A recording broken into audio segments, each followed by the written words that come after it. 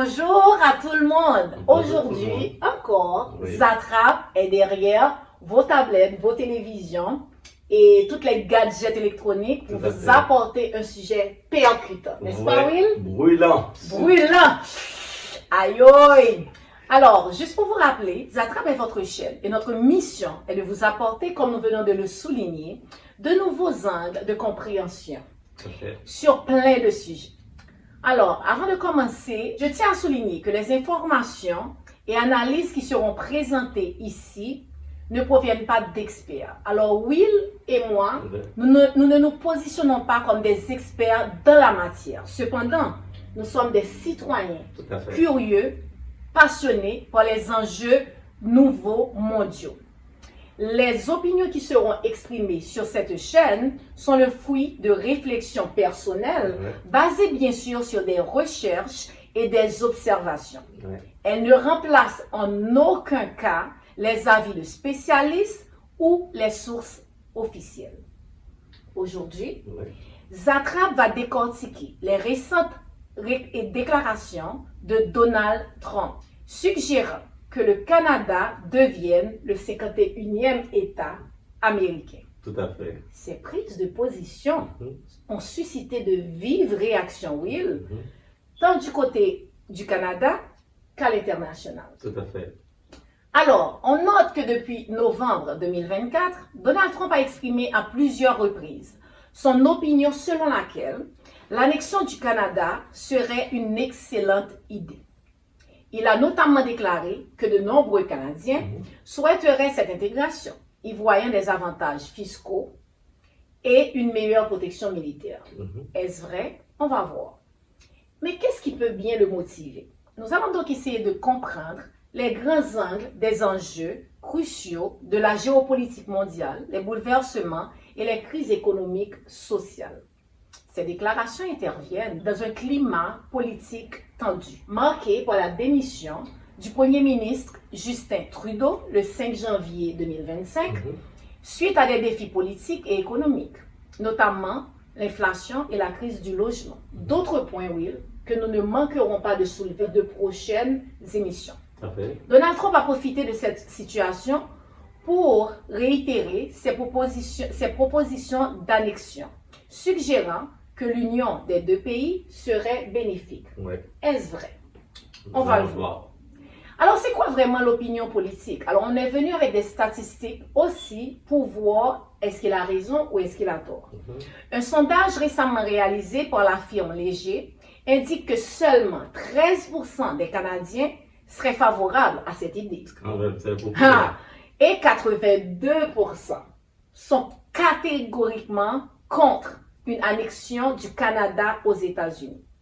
Cependant, si nous faisons une petite histoire, on se rappelle de la guerre de Détroit de 1812 à 1814. Tout à fait. Dans les années 1812, les États-Unis ont envahi le Canada pour prendre possession de son territoire. Oui. Une guerre s'est déclarée qui a impliqué les Britanniques, les Autochtones et les Canadiens. Tout à fait. Cette guerre de Détroit va prendre des ampleurs destructrices. Les Américains vont brûler le York, Oui, c'est vrai. le haut du Canada, qui est l'Ontario, Toronto aujourd'hui. Tout à fait. Le 24 août 1814, les soldats britanniques, les Autochtones et les soldats canadiens se sont alliés et se rendirent à Washington où ils vont brûler le Capitole, la Maison-Blanche et le Trésor américain. Ce coup dur frappe de plein fouet les Américains Mhm. qui vont se calmer. Question 1 pour 3, Will. Après cette mise en situation historiquement et ce qui se passe présentement, peut-on voir que l'histoire se répète? Comment décortiquer les propos de Donald Trump sur l'annexion du Canada? Et quelle est la stratégie réelle derrière tous ces agissements politiques? Tout à fait de ça. J'ai fait une petite. J'ai préparé un résumé tout ça, surtout sur le Canada. Comme tu viens de le mentionner, l'histoire se répète. Voilà, parce que le Canada a déjà envahi, et les États-Unis ont déjà envahi le Canada, et là maintenant Donald Trump, avec ses discours grandiloquents, tous ces agissements, ils veulent annexer le Canada. Qui garantit que le pays va décoller comme une fusée. Première conférence de presse donc de l'année sur sa vision du pays et de sa politique étrangère, à commencer par le Canada. Pourquoi devons-nous soutenir ce pays, dit-il, qui devrait selon lui être un État? Pour y arriver, il parle de l'utilisation de la force économique et non militaire. Il faut se débarrasser de cette frontière artificielle, dit-il. Ce sera mieux pour notre sécurité nationale. On dépense des milliards de dollars pour les protéger, ajoute-t-il. You get rid of that artificially drawn line. We don't need the cars. We don't need their lumber. We have massive fields of lumber. We don't need their dairy products. We have more than they have. On n'a pas besoin de leurs voitures, dit-il, ni de leurs bois d'œuvre et de leurs produits laitiers. Bref, sans les États-Unis, le Canada se désintègre, lui aurait dit Justin Trudeau. He said Canada would dissolve. Canada wouldn't be able to function. Et présentement, c'est que au niveau géopolitique mondial, les États-Unis n'est pas vraiment en position de force. Je m'explique. Parce que si on parle de la finance, les États-Unis dominent la finance mondiale. Okay. Mais il y a des acteurs, des nouveaux joueurs qui luttent pour une multipolarité. Ça veut dire pas le monde unipolaire dirigé, dominé par les États-Unis. Donc, et ce nouveau monde-là va passer par d'autres matières qui ne seraient plus le dollar.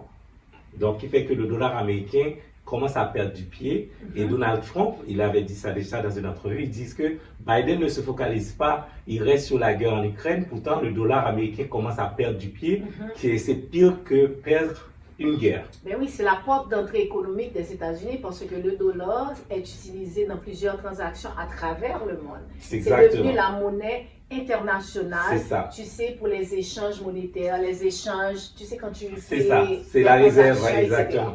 C'est la monnaie de la réserve mondiale. C'est pour cela que toutes les transactions se font surtout au niveau du pétrole. Donc, qu'est-ce qui se passe? Intéressant. Ouais, et on va peut-être en parler plus tard. On va faire un briefing sur le BRICS. Donc, la montée de BRICS qui donne un peu de pression sur les États-Unis. Donc, Donald Trump, c'est l'une des raisons pour laquelle aussi, Donald Trump, c'est quelqu'un de plus agressif. C'est pour cela que le collège électoral en passant des États-Unis n'avait pas voté pour Kamala Harris parce qu'on a besoin de quelqu'un plus agressif. Avec une autre pointe. Exactement, quelqu'un qui soit capable de n'ait pas de problème pour mettre les pieds dans le plat et puis pour sauver les intérêts américains. Et il le fait vite. Et il le fait vite. Et c'est pour ça que ça explique tous ces agissements. Donc, il fait que je fais un petit...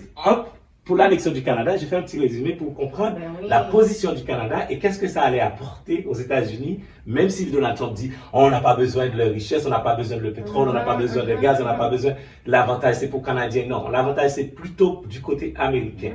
Parce que s'ils ont le Canada, c'est qu'ils seront au niveau de ressources naturelles, le Canada et les États-Unis seront en mesure de chercher des investisseurs parce que Donald Trump, maintenant, il est dans une idée de Make America Great Again, qui veut dire qu'il peut aller chercher la croissance extérieure. Dans la croissance extérieure, ça veut dire qu'il va chercher à annexer d'autres pays qui ont plein de ressources naturelles pour pouvoir se positionner et pouvoir attirer des investisseurs pour réindustrialiser les États-Unis. Alors, on ne refait pas la roue, oui. Parce que je vois que c'est exactement, tu sais, le BRICS qu'il essaie de copier d'une autre manière. Bon, tu as tout à fait compris, tu l'as saisi. Ben oui, c'est bon que tu aies fait, tu sais, une petite des recherches pour nous, le lien aussi qui va nous permettre de mieux comprendre. Vas-y, écoute, je suis toute oui. Je ne sais pas pour vous, mais je suis toute oui. Exactement. Et là, maintenant, c'est une petite recherche que je fais pour vous. Sur les ressources naturelles du Canada et sa position mondiale aussi. Parce que le Canada, c'est l'un des pays les plus riches en ressources naturelles, de par sa vaste territoire et son écosystème. C'est un acteur crucial dans l'économie mondiale. On ne peut pas le dire. Donc, surtout nous, parfois, les immigrants, on sait que le Canada est riche, mais on ne sait pas de quoi il est riche. On sait que c'est un pays riche, point. Mais aujourd'hui, je vais vous expliquer les ressources naturelles. Prenons l'exemple de l'énergie, le pétrole. Canada, troisième plus grand producteur, avec la plus grande réserve prouvée au monde 10% de réserve mondiale de pétrole. 10%, juste le Canada. Juste le Canada. Et c'est pas exploité à cause, c'est critique, le sable bitumineux qu'on entend parler toujours à l'Alberta. Donc, qui fait que c'est même pas exploité proprement. OK? Gaz naturel, 6e producteur mondial de gaz naturel et des gisements, surtout en Alberta, Colombie-Britannique, de l'Ouest, Saskatchewan. C'est regorgé. Un autre aspect pourquoi Donald Trump veut annexer le Canada, eh bien, énergie hydroélectrique. Le Canada est 2e producteur mondial devant, après qui? La Chine. Donc, et la Chine en Asie et la Chine aux États-Unis. C'est l'ennemi numéro 1 à battre de Donald Trump, c'est la Chine. Alors, donc, le Canada, c'est vraiment, tu sais, la poule aux œufs d'or. Exact, c'est juste à côté. Juste à côté. Exact, à côté. Donc, si on va dans les minéraux et métaux, voilà, l'or, Canada, 5e producteur mondial d'or. OK, des mines en Ontario et Québec, Colombie-Britannique, on en a plein. Donc, Canada est riche de par riche en ressources naturelles. Sans compter le nickel, le zinc, cuivre, des métaux qui sont essentiels, tu vois, pour les marchés mondiaux. Il y a encore, Canada est 3e producteur de diamants. Ça, beaucoup de gens ne savaient pas ça. Ah oui. Oh oui. 3e producteur mondial de diamants, c'est le Canada. Et avec des mines dans le nord, dans les territoires du Nord, c'est plein de minerais comme ça pour le Canada. Et sans compter le bois. Par exemple, si on prend produits forestiers, le bois, le Canada, c'est le Canada qui fournit pour la construction. Colombie-Britannique, dans les exactement. Mais tous ces bois qu'on utilise, le marché, le premier exportateur, c'est les États-Unis qui importent nos bois parce que pour faire la construction. Parce que le Canada a plein de forêts, on le sait. Donc, il fait qu'au niveau agriculture, comme si on va au niveau agriculture, dans le Canada, dans le blé, le canola, c'est le plus grand exportateur de canola au monde. Oui. Donc, céréales. La région des prairies. La région des prairies. Produisent exactement une grande partie des céréales. Les céréales, exactement. Ouais, on le sait, ça. Donc, qui fait que le Canada, pour Donald Trump, pour pouvoir contrecarrer un petit peu, c'est une poule aux œufs d'or. Donc, quand il dit qu'il ne veut. Et puis, sans compter l'électricité. Mais c'est nous qui fournissons. Le Québec, on fournit déjà le Labrador, on fournit déjà l'électricité aux États-Unis. Donc, qui fait que les États-Unis, grâce au système hydroélectrique du Canada, ils peuvent aller chercher des fournisseurs, des industriels au niveau international et leur offrir de l'énergie à bas prix pour pouvoir permettre de créer une compétitivité. Et le problème des États-Unis, c'est pas le problème de monnaie, puisque les États-Unis dominent la finance mondiale. Mais leur problème en ressources naturelles, ils l'ont pas. Donc les BRICS, comme tu vas parler un petit peu, ce sera pour une prochaine vidéo pour plus en détail. Mais c'est ça la stratégie avec le Canada, tous ces minerais, toutes ces ressources naturelles, sans compter l'hydroélectricité qui fournit aux États-Unis. Donc ce sera un marché pour les États-Unis lucratif. Le Canada serait ce qui permettrait aux États-Unis de se positionner en position de force face à la Chine. Parce que l'ennemi numéro 1 à battre, c'est la Chine, puisque la Chine maintenant représente ce qu'on appelle les industries du monde. C'est-à-dire le monde entier. On ne peut pas faire, quand on parle de commerce international, sans la Chine, personne ne peut nier la Chine. Donc les États-Unis qui s'étaient désindustrialisés sur Bill Clinton dans les années 90 pour envoyer les industries en Chine à cause de belle œuvre du bon marché. Mais c'est là aujourd'hui ils se rendent compte qu'ils pensaient que la Chine allait rester juste un marché, une industrie, bon marché, main d'œuvre, et ils voient que la Chine maintenant domine. Une stratégie, mais maintenant on voit que la Chine se positionne comme donneur d'ordre, et ça change la game. Et il y a une autre chose aussi. C'est plus la même chose là. La Chine domine déjà dans plusieurs secteurs, et les automobiles électriques, avec une autonomie de 2000 km. Ça veut dire que la compétitivité est féroce. Donc, si on parle de l'énergie verte, donc comment les États-Unis peuvent se positionner, puisque la Chine déjà en position dominante et montrer l'exemple dans l'énergie verte. Donc, ils n'ont pas assez de ressources naturelles pour passer à l'énergie verte. Ce qui fait que le Canada, qui a déjà une énergie propre renouvelable, l'hydroélectricité, donc deuxième producteur mondial, écoute, pour les États-Unis, c'est une aubaine. Donc, le Canada représente une aubaine pour les États-Unis présentement, c'est la raison pour laquelle on entend tous ces agissements et c'est la stratégie de Donald Trump d'annexer, de créer du bruit, de faire et parler pour voir comment ils peuvent économiquement affaiblir le Canada pour mieux l'adopter. Et c'est ça les tarifs douaniers en question. Donc c'est faire en sorte que on écrase l'économie puisque Trudeau aussi, il faut dire que quand on a des leaders faibles, ça aussi n'aide pas. Parce que Trudeau, le fait que Trump lui avait dit qu'il va taxer 25% et il lui a dit que ça va écraser l'économie, mettre l'économie canadienne à plat. Mais Trump, comme un bon stratège homme d'affaires, il voit une faiblesse. Il en profite de ça pour créer tous ces agissements et pour voir vraiment s'il peut positionner ses pions et annexer le Canada et essayer aussi de mettre l'économie du Canada à plat puisque le Canada produit presque 80% des produits du Canada, c'est vers les États-Unis, on exporte. Donc, qui fait qu'ils vont essayer par le biais de l'économie et des taxations de mettre l'économie du Canada à plat pour pouvoir mieux et l'adopter pour dire, vous voyez, eh bien, les entreprises canadiennes viennent aux États-Unis, on va vous donner, et il n'y aura pas de problème, vous pouvez faire vos produits sur place, on va vous donner des garanties, c'est-à-dire on va vous donner des avantages fiscaux. Donc, c'est toutes ces choses-là qui est derrière l'annexion du Canada et le Groenland. Donald Trump Jr. est d'ailleurs sur place avec l'influenceur Charlie Kirk. Serait-il en repérage? En tout cas, la première ministre du Groenland a déjà affirmé que le territoire n'était pas à vendre.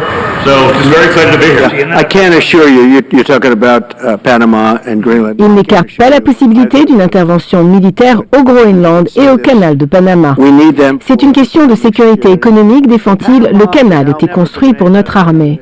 Le Groenland, c'est qu'ils veulent, les États-Unis veulent dominer tout ce qui est l'Europe comme un marché lucratif. C'est pour cela maintenant beaucoup d'usines de l'Allemagne sont localisées maintenant aux États-Unis. Beaucoup d'usines européennes sont, que ce soit en France ou l'Allemagne. L'Allemagne, c'était le poumon de l'économie européenne. Maintenant, beaucoup d'entreprises laissent l'Allemagne pour aller aux États-Unis.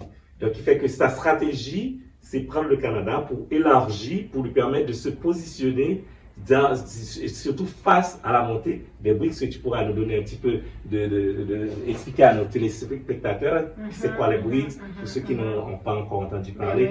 Donc c'est ça la stratégie, parce que le Canada est riche en ressources naturelles. Ça permettrait aux États-Unis de se repositionner comme, pas maintenant, puisque maintenant il sera plus un monde unipolaire, mais dominer tous ces cercles d'influence qui seraient l'Asie, l'Europe, l'Amérique, et qui serait l'Europe, l'Amérique, et essayer aussi de positionner en Asie face à la Chine.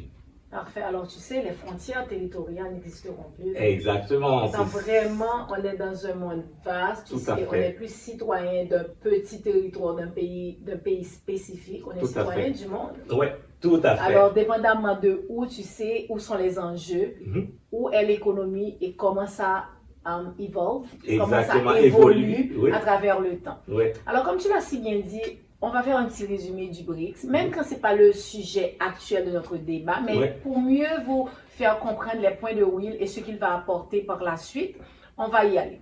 Alors, ce groupe BRIC, qu'on appelle BRIC, qu'on appelait initialement BRIC, était composé du Brésil, de la Russie, de l'Inde et de la Chine.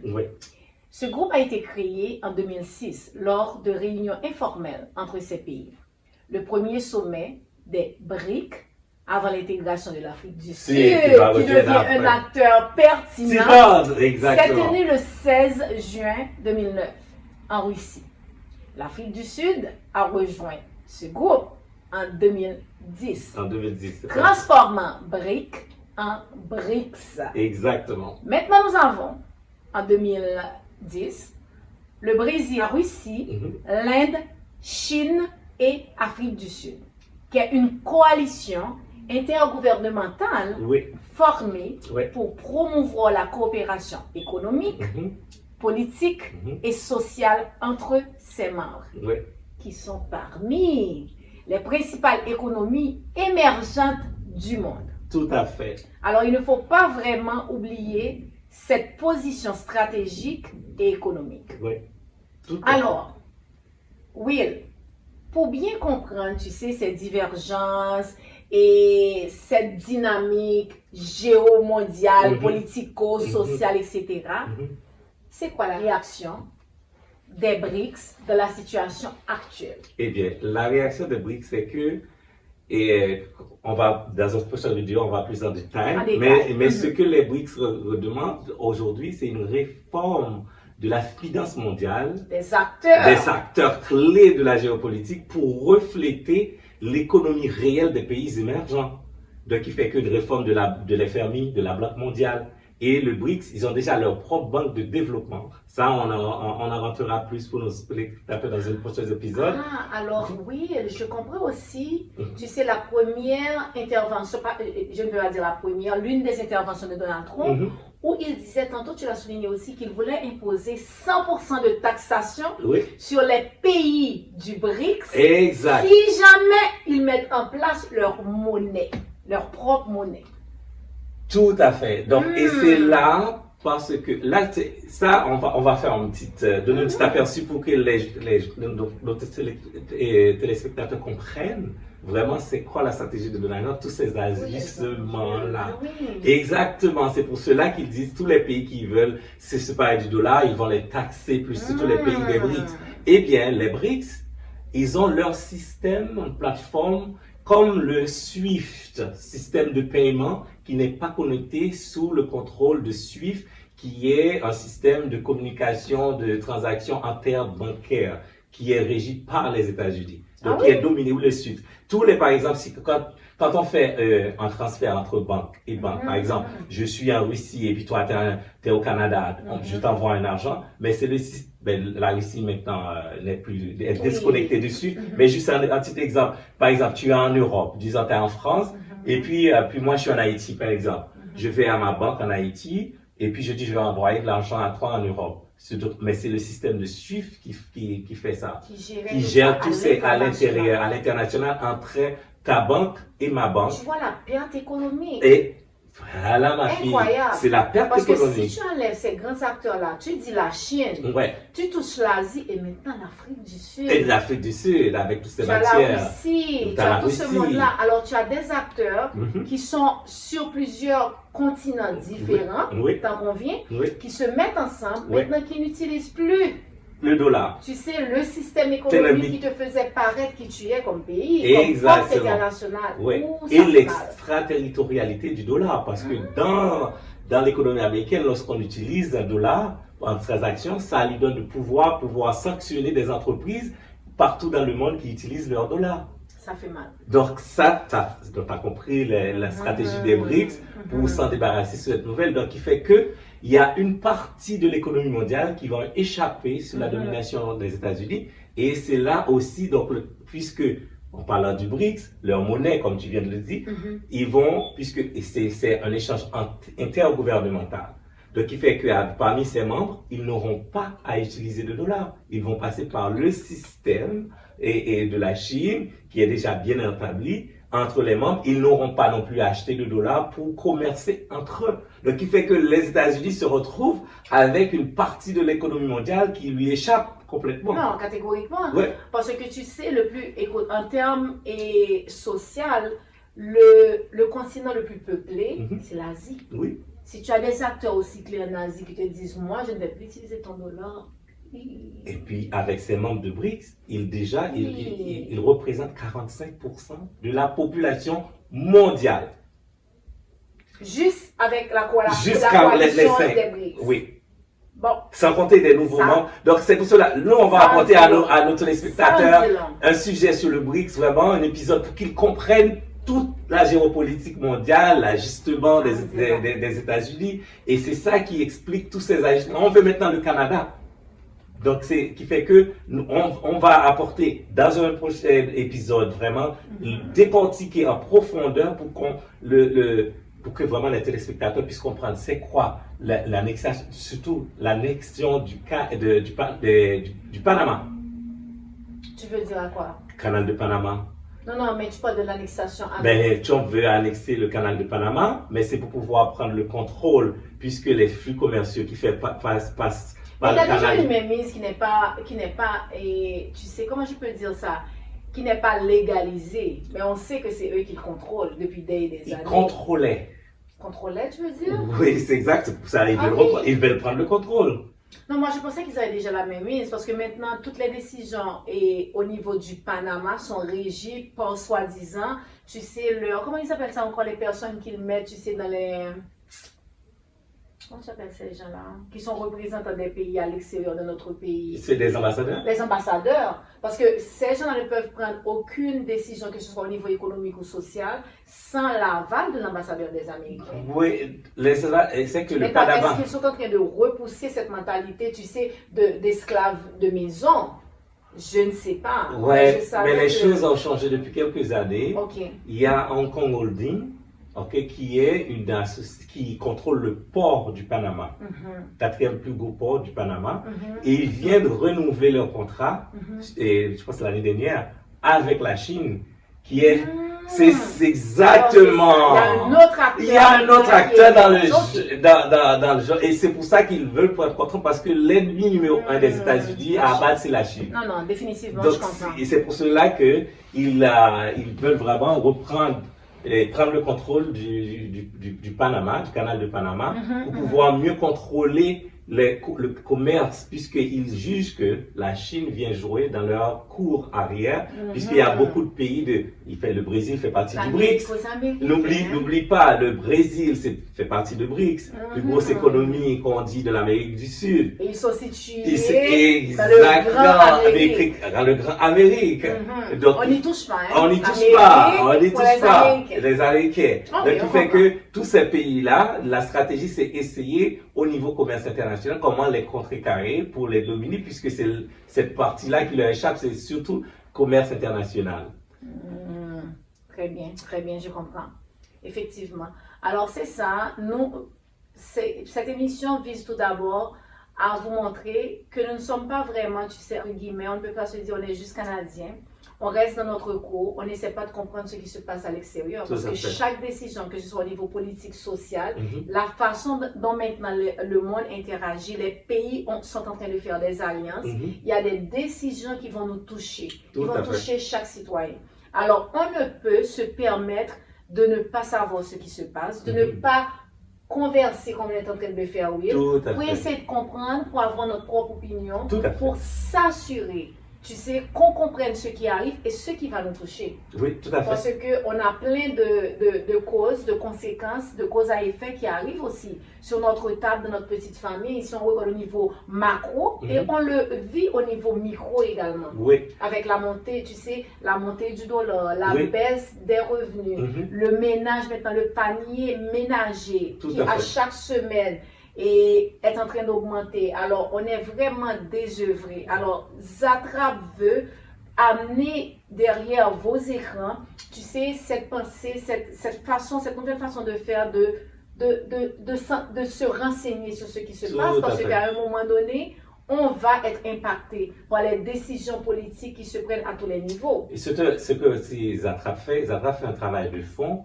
On couvre des sujets que les médias ne parlent pas. Les médias occidentaux ne parlent pas de BRICS, ils ne parlent pas. Pourquoi tous ces ajustements? Vraiment, on le sait que donc, il y a une crise économique, mais qu'est-ce qui cause? Donc, le citoyen qui regarde devant sa télé, ils n'ont pas ces informations que les médias et mainstream ne couvrent pas et qui sont essentiels à la compréhension de la géopolitique mondiale, surtout actuellement l'économie. Donc, il fait que avec Zatrap, les gens vont, comme nous le disons souvent, nous allons apporter de nouveaux angles de compréhension des choses pour permettre que nos téléspectateurs soient éclairés avec des bonnes informations clés qui sont essentielles.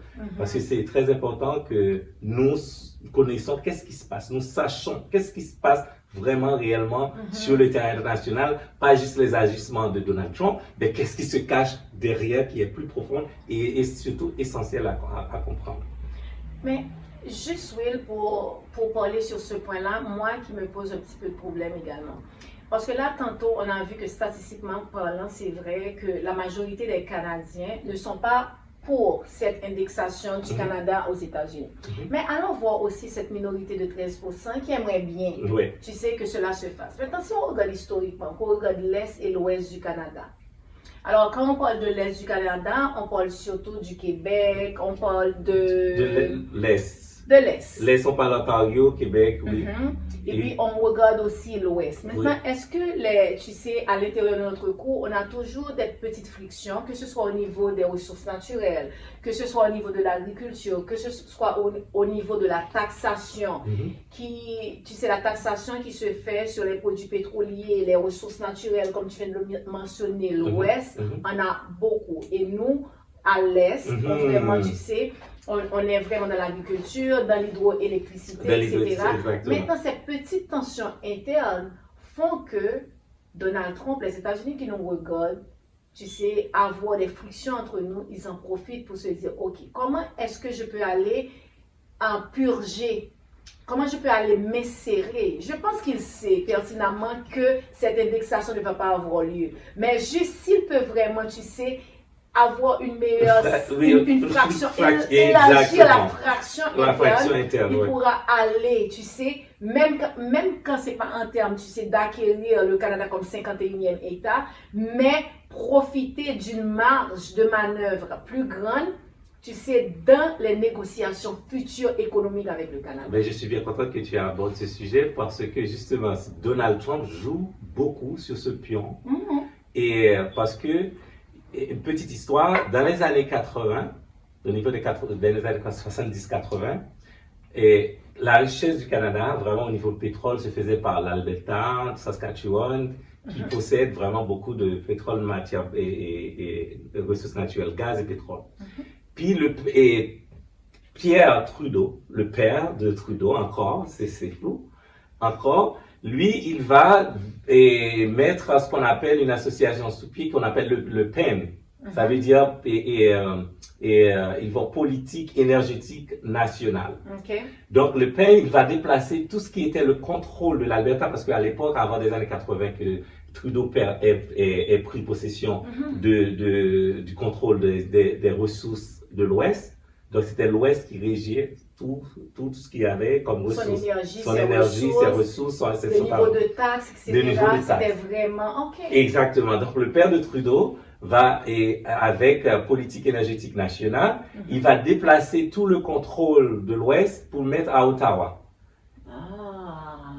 Exactement. Alors, écoute, la taxation devient plus élevée. La taxation devient plus élevée. Maintenant, tu as les taxes provinciales et tu en as fédérales aussi. Maintenant, tu as fédéral. Faire une gestion pour la chambre. Donc, qui fait que ça a créé une fiction parce que énorme, parce que l'Ouest sentait qu'il y avait comme une ingérence politique dans leur territoire, sur leur commerce, sur leurs matières premières.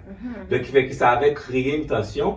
Et à l'époque, le ministre voulait diminuer parce qu'ils étaient en colère et qu'ils trouvent que, en plus, Ottawa prenait de l'argent parce que l'Ouest produit beaucoup plus de richesses pour le fédéral. Donc, ils prenaient de l'argent pour redistribuer à l'Est, qui est Ontario et Québec. C'est pour cela que l'Ouest, ils disent toujours, le Québec vit de nous-mêmes, de nos richesses. Donc, c'est pour cela, ça crée une friction. C'est pour cela que dans l'Ouest Canada, on ne vote pas nécessairement libéral. C'est toujours conservateur.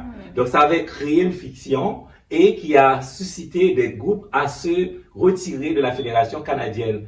Donc, Donald Trump, il est bien au courant de ça, puisque les pétroles, le gaz, c'est dans l'Ouest. Donc, lui, il va sûrement attiser les séparatistes à reprendre le flambeau, à agiter un petit peu plus, même comme tu viens de dire, même si le Canada n'est pas annexé, mais au moins l'Ouest qui a partie pétrole, gaz naturel, peut se rejoindre aux États-Unis pour des fiscalités, pour une question d'impôts et de l'argent. Il a mis un bout de bâton. Pour faire pression sur nous. Exactement. T'as bien saisi. Donc lui, il est au courant de ça, puisqu'il y a déjà une fracture. De l'histoire, et tu sais, des fractions internes qui sont déjà présentes, tu sais, dans notre histoire. Exactement. Pour, tu sais, dire, OK, c'est comment je peux, moi, aller m'ingérer là-dedans pour avoir une meilleure positionnement. Exactement. Quand je regarde maintenant, tu sais, l'alliance qui se fait au niveau des BRICS, et l'Afrique du Sud, c'est un grand acteur. Écoute, ça a tout changé. Ça a tout changé parce que si tu as l'Afrique du Sud, en termes de toutes les ressources naturelles qu'on sait, l'or, le gaz, le pétrole, diamant, on le sait, l'Afrique, c'est le continent le plus riche.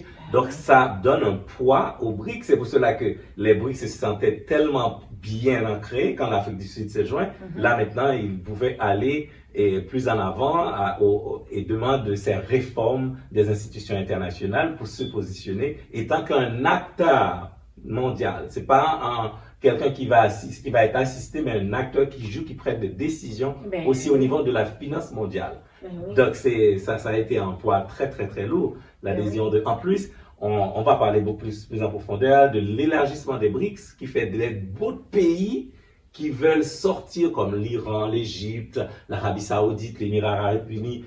Oh, bien sûr. Donc, on va parler aussi plus, dans une prochaine vidéo, de la dédollarisation du monde, comment aussi ça va se passer, des explications pour que nos téléspectateurs puissent vraiment comprendre et saisir la stratégie de Donald Trump et face à la montée des BRICS au niveau international.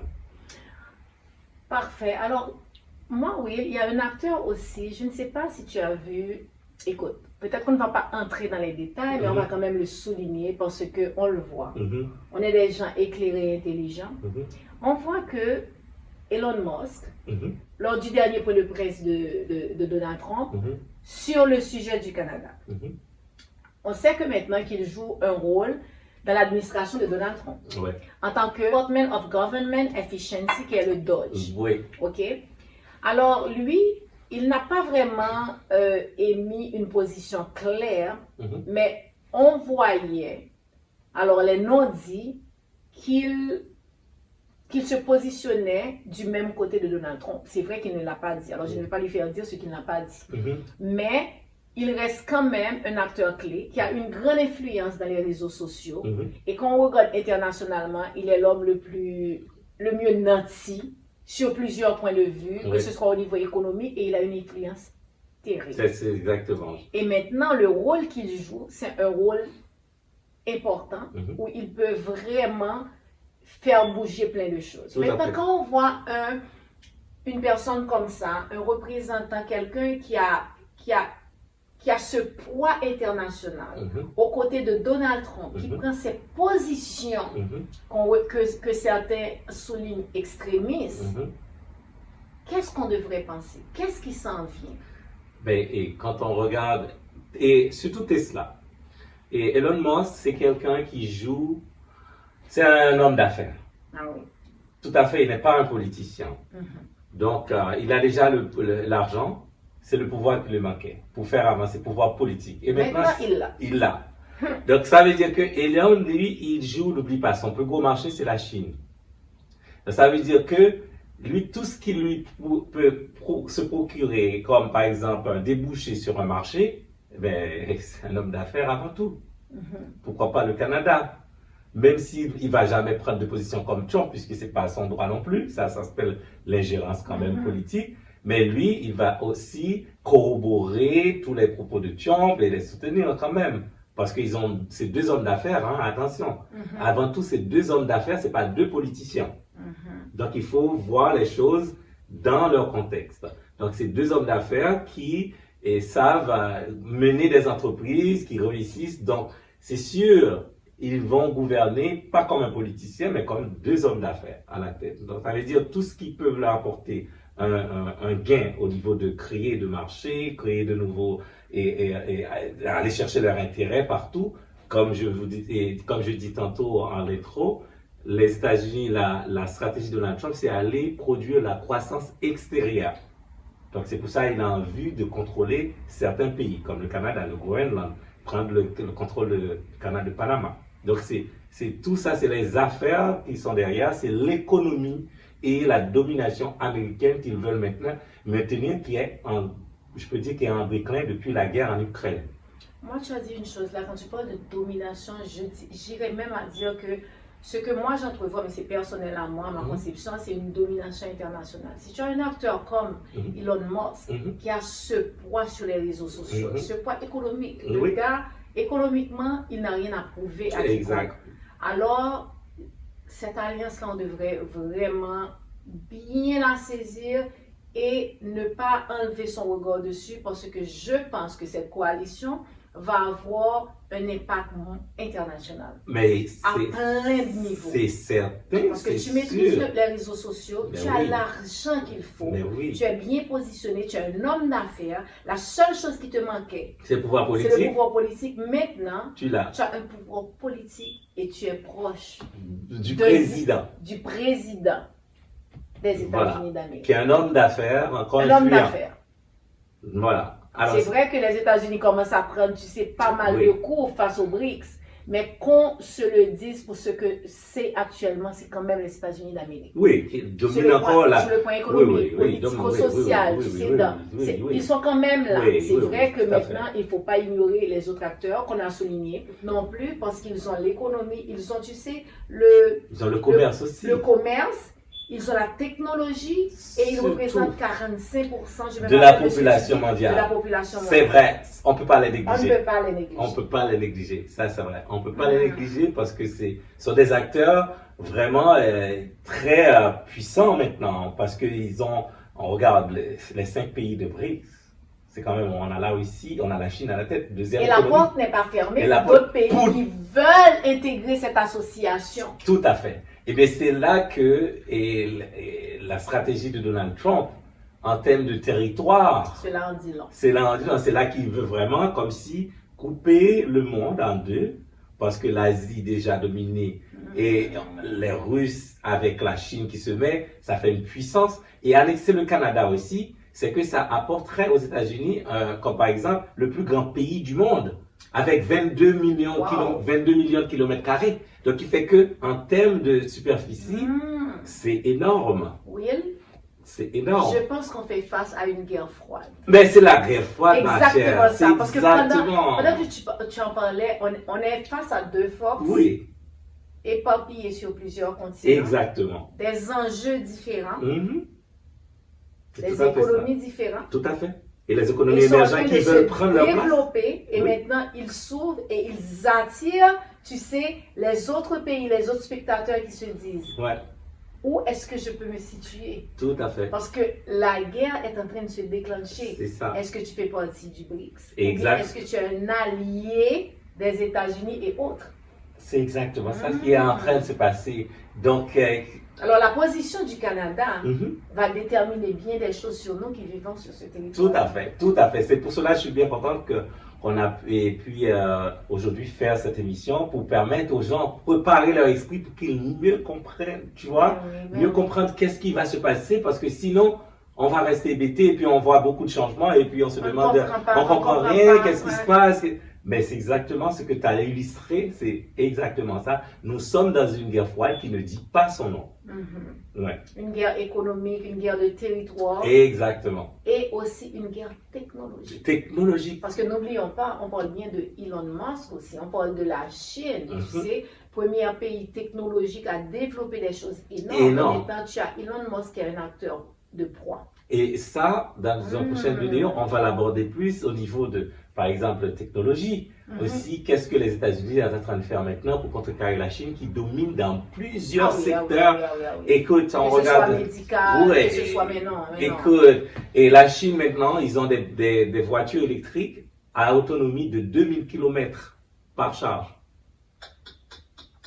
Et là, on a Tesla qui a 400.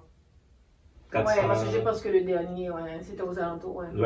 Comme moi, je l'ai acheté, c'était ça. Donc, de 2000 km d'autonomie à 400 km d'autonomie, on n'est pas... Quelle différence, hein? Quelle différence. On ne peut pas compétitionner avec une telle avancée.